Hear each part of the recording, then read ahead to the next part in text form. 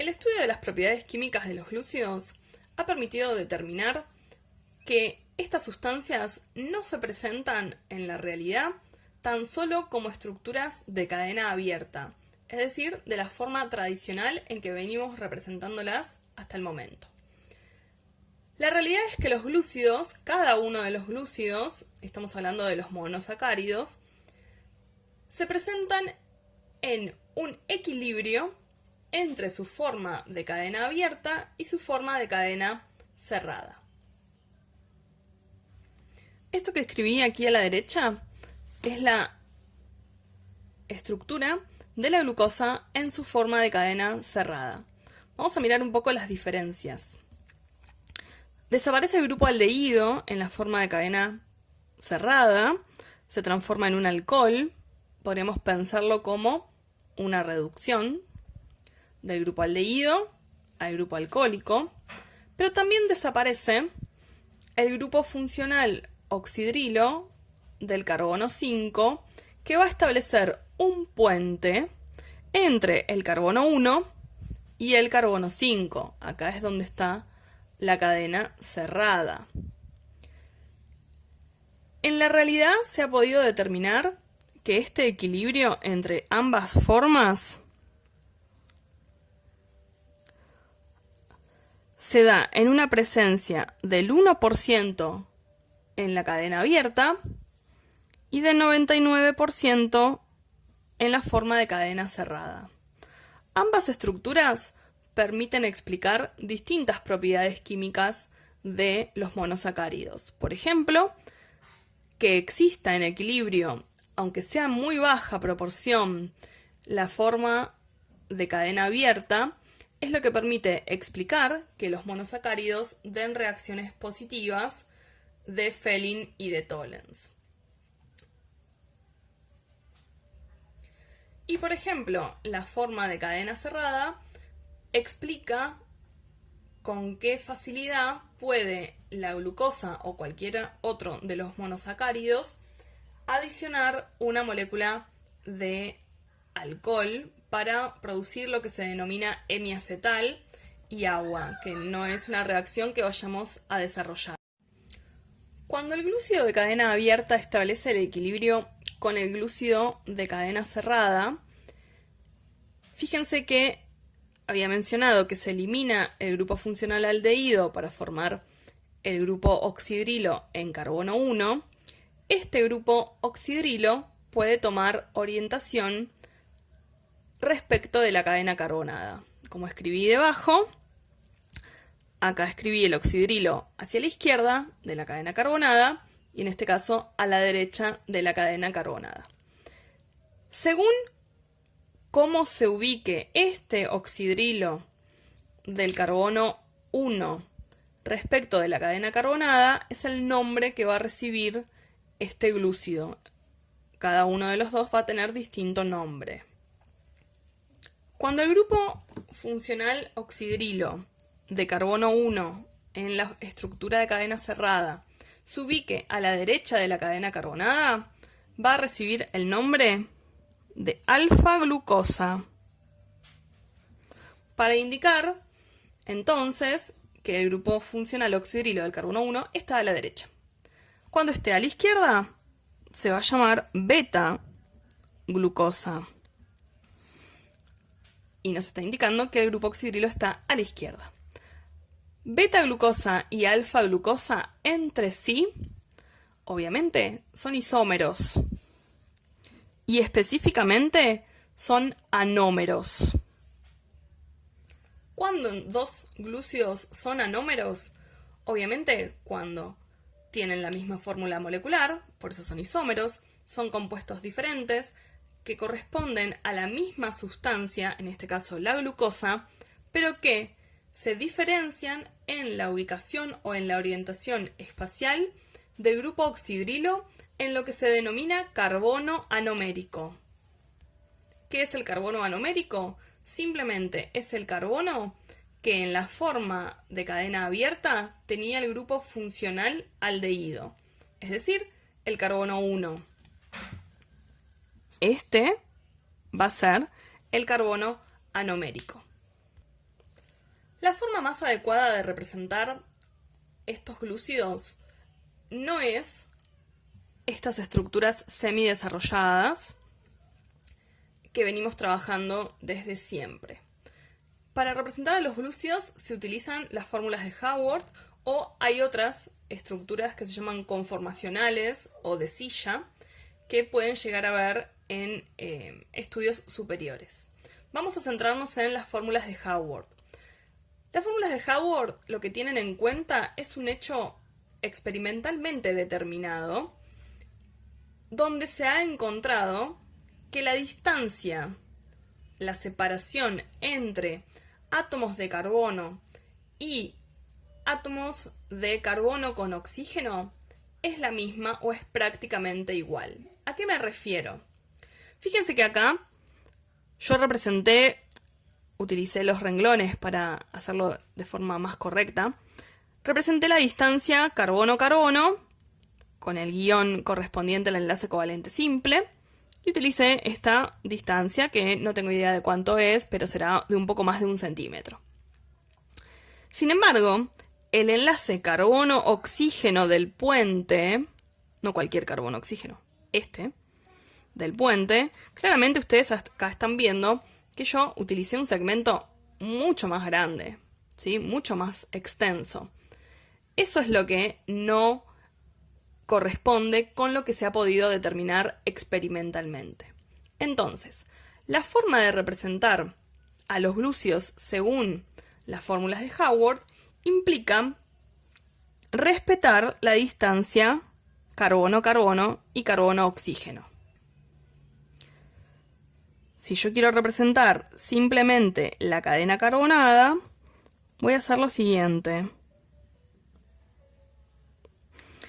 Estos 5 átomos de carbono representan estos 5 primeros átomos de carbono, donde el carbono 1 es 2, 3, 4 y 5. Carbono 1 y carbono 5 están unidos mediante un puente de oxígeno, que para que me quede equidistante, lo represento así. No terminó. Esperen un segundo. Carbono 1, ¿qué tiene unido? Por ejemplo, si yo represento esta molécula, tiene a la derecha un hidrógeno y a la izquierda un grupo oxidrilo. Eso se representa en Haworth con los enlaces, por supuesto, que en realidad me estarían indicando que todos estos átomos de carbono y oxígeno que representé hasta el momento estarían en el plano.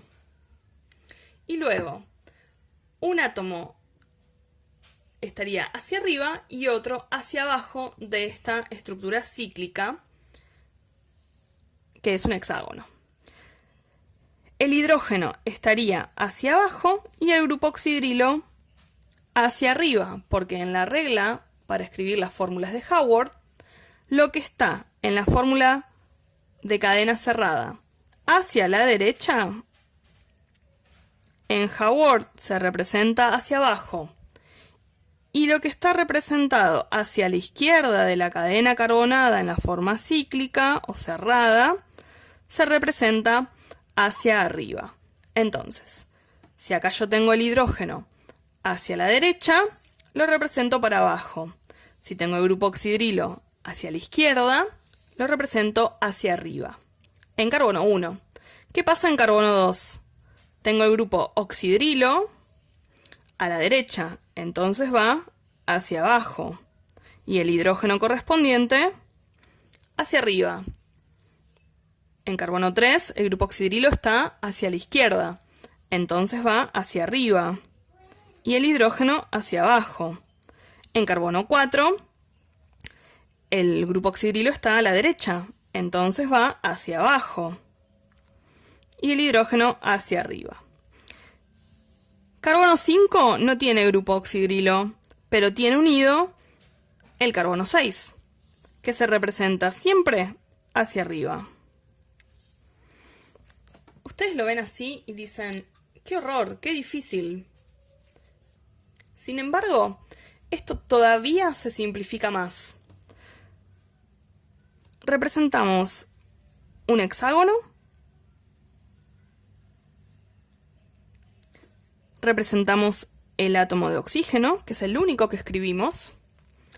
Los vértices de esta fórmula, que ya se parece más a una estructura condensada, representan los átomos de carbono del ciclo, es decir, carbono 1 al 5. En carbono 5 sí desarrollamos la escritura del carbono 6 y todo lo que contiene. Y luego simplemente con los guiones representamos la posición de los grupos, o la orientación, mejor dicho, de los grupos oxidrilos en cada uno de los carbonos. Como dijimos antes, carbono 1 tiene el grupo oxidrilo a la izquierda, entonces lo represento hacia arriba. Carbono 2 hacia la derecha, abajo. 3 arriba, 4 hacia abajo. Esta es la fórmula de Haworth de la glucosa. Como nosotros representamos el ciclo de 6, un ciclo de 6 átomos, 5 de carbono y 1 de oxígeno, eso corresponde a un derivado de un compuesto que se llama pirano. Entonces, esta es en realidad la beta glucopiranosa, donde estoy diciendo que la glucosa en realidad tiene una estructura cerrada de 6 átomos, piranosa me está indicando eso, que son 6 átomos, que es la glucosa, por supuesto, y que tiene el grupo funcional oxidrilo del carbono anomérico a la izquierda, por eso es beta. Si tengo que representar la alfa-glucopiranosa,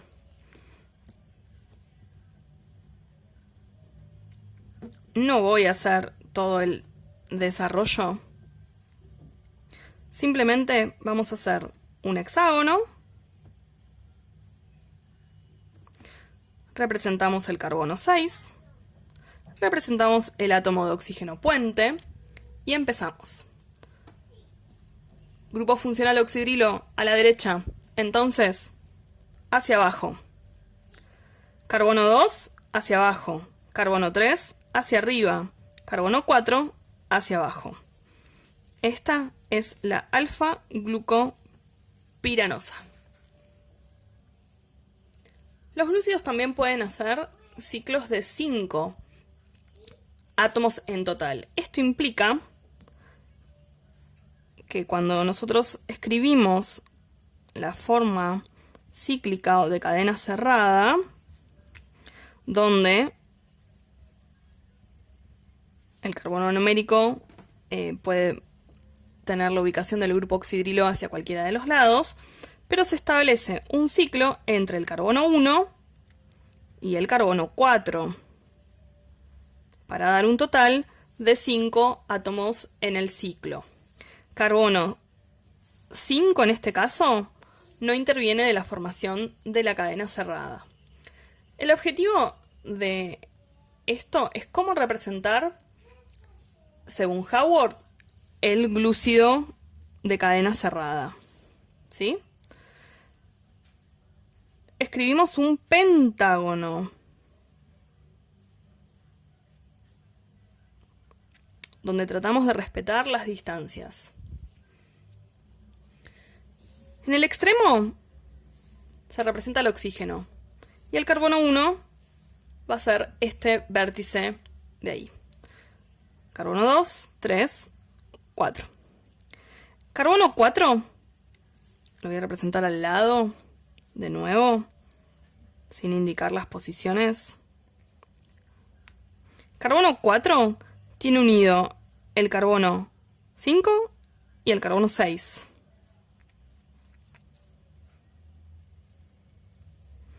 Y luego seguimos las mismas indicaciones dadas anteriormente respecto de cómo representamos los grupos oxidrilos. Mi objetivo es representar la alfa-glucofuranosa. Furanosa indica un ciclo de 5 átomos en total, 4 de carbono y 1 de oxígeno. Alfa implica que tiene el grupo funcional oxidrilo del carbono anomérico, que es el que antes tenía el grupo aldehído, hacia la derecha de la cadena carbonada. Entonces, como está a la derecha en la estructura de forma cerrada, en la fórmula de Haworth lo vamos a escribir hacia abajo. Derecha. Derecha, abajo, izquierda, arriba. Y listo. Ahí terminamos. Esta es la fórmula de Haworth de la alfa-glucofuranosa, donde tenemos un ciclo de 5 átomos en total. Algunos conceptos que tenemos que tener en claros que se aplican a los glúcidos son los conceptos de carbono quiral, de serie D, serie L y enantiómeros. Vamos a comenzar por el concepto de carbono quiral. Carbono quiral será aquel átomo de carbono de cualquier compuesto que presente sus 4 uniones con átomos o grupos de átomos diferentes entre sí. Si nosotros miramos un poquito esta molécula, que es la del 2-etanol, tenemos 4 átomos de carbono y nuestro objetivo es determinar cuál de ellos o cuáles son quirales, cuáles tienen sus 4 uniones con 4 átomos o grupos diferentes. Si miramos carbono 1, ya podemos descartarlo, porque 3 de sus uniones son con átomos iguales, 3 átomos de hidrógeno. Entonces, nuestro carbono 1 no es quiral. ¿Qué pasa con el carbono 2? El carbono 2 está realizando una unión con hidrógeno, una unión con este carbono con sus 3 enlaces con hidrógeno, o sea, con un grupo metileno, una unión con el grupo oxidrilo y su cuarta unión es con esta pequeña carbonada, cadena carbonada, que sería un grupo etileno, porque tiene 2 carbonos. Podríamos representarlo a el carbono 2 de esta forma para poder observar mejor que sus 4 uniones son diferentes.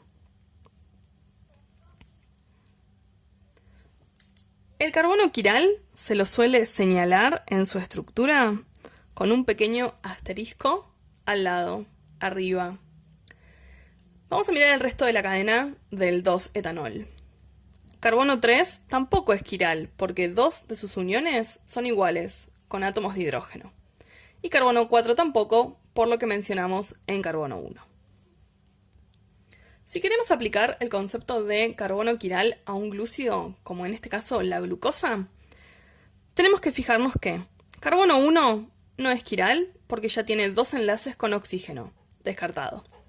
Carbono 2, ¿qué uniones está haciendo? Una es con el grupo funcional entero del carbono 1, o sea, con todo esto. Otra unión es con el grupo oxidrilo. La tercera es con hidrógeno. Y la cuarta es con todo el resto de la cadena carbonada. Entonces, el carbono 2 sí es quiral. Lo mismo pasa con el carbono 3, ya que está unido a carbono 2 y 1, al grupo oxidrilo, al hidrógeno y a los 3 carbonos finales. Lo mismo pasa con carbono 4. También es quiral, está unido con esto, que no es lo mismo que esto, ni que el grupo oxidrilo, ni que el hidrógeno, y lo mismo con carbono 5. Entonces, la glucosa presenta 4 carbonos quirales. Los glúcidos suelen agruparse según correspondan a la serie D o a la serie L. Incluso esto se indica en el nombre del glúcido. ¿Cuándo un glúcido va a ser de la familia de la serie D? Cuando tenga el grupo oxidrilo unido al carbono quiral de mayor numeración a la derecha de la cadena carbonada. Por ejemplo, la glucosa que nosotros tenemos aquí representada, el carbono quiral de mayor numeración es el 5, claramente. Carbono quiral 2, 3, 4, 5. Como en el carbono 5, esta estructura de la glucosa que